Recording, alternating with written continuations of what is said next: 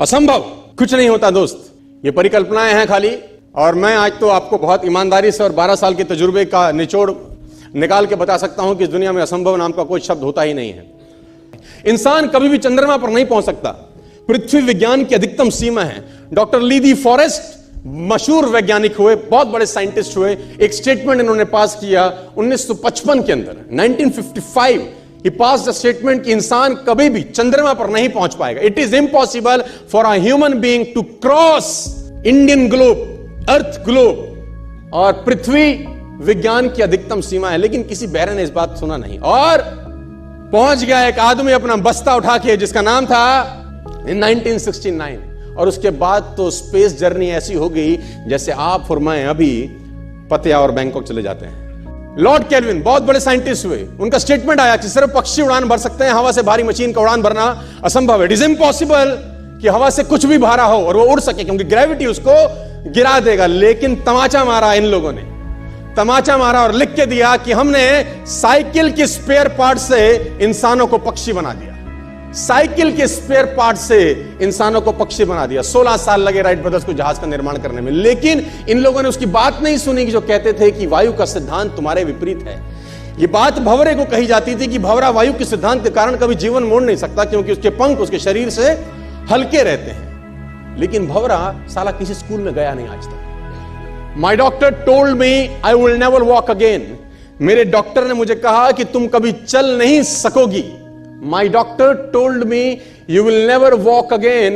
My mother told me I would, and I believed my mother rather than doctor. Wilma Rudolph एक ऐसी athlete हुई जिनको polio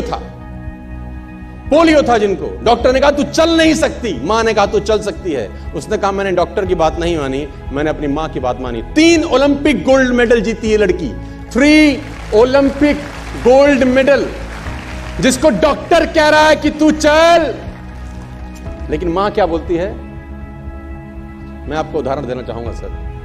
बहुत छोटे थे अल्बर्ट आइंस्टीन, दुनिया के महान वैज्ञानिक में से एक हुए, मंद बुद्धि कहा जाता था। 8 साल के थे, घर पहुंचे, मां को चिट्ठी दिया। When he was 8 year old, came to his home, given a letter to his mother. मां को एक चिट्ठी दिया, मां ने वो चिट्ठी पढ़ा। 8 साल के थे और चिट्ठी में प्रिंसिपल का खत था उसकी मां के नाम। प्रिंसिपल ने ये लिख के भेजा कि आपका बच्चा विलक्षण प्रतिभा का धनी है, ग्रेट पावर है इसके अंदर, क्योंकि बहुत बड़े साइंटिस्ट बने, बड़े हो गए। मंद बुद्धि बचपन में समझा जाता था। आपका बच्चा विलक्षण प्रतिभा का धनी है, इसके अंदर असीम संभावनाएं हैं। तो हमारा स्कूल, हमारी मैनेजमेंट, हमारी फैकल्टी, हमारा टीचर इस लायक नहीं है कि हम आपके बच्चे को अच्छी शिक्षा दे सकें। तो it's better for you to take care of your son. आप अपने बच्चों को अपने घर में पढ़ाइए, हम लायक नहीं है कि आपके बच्चे को पढ़ा सके। और उसकी मां ने पढ़ते पढ़ते आंखों में आंसू ले आई और उसने बच्चे को कहा कल से तू स्कूल नहीं जाएगा, मैं तेरी परवरिश घर पे करूंगी, क्योंकि तेरा टीचर तुझे इस लायक नहीं समझता। मतलब वो अपने आप को इस लायक नहीं समझते। बच्चा खुश हुआ, मोटिवेट हो गया और लग गया। उसकी मां का निधन हो गया, वो अल्बर्ट आइंस्टीन बहुत बड़े साइंटिस्ट हो गए।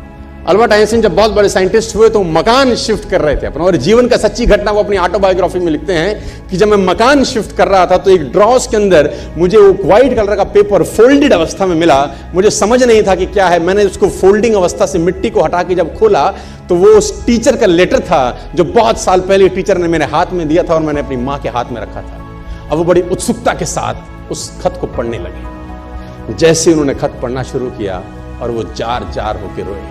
उसमें लिखा था कि तुम्हारा बच्चा मंदबुद्धि है, ये हमारे स्कूल के लायक नहीं है, इसको आज के बाद हमारे स्कूल में मत भेजना, इसकी परवरिश खुद किया। मां ने उल्टा पढ़ा कि नहीं, ऐसा नहीं है, तू सब कुछ कर सकता है, तेरे हाथ पास पावर है, तेरे में प्रतिभा है, यू कैन डू वंडर्स। दोस्तों, इस दुनिया में किसी की बात मत सुनना। नेवर एवर बिलीव एनीबडी कि जो तुमको बोले कि तू नहीं कर सकता, कान पे मारना, बोला साले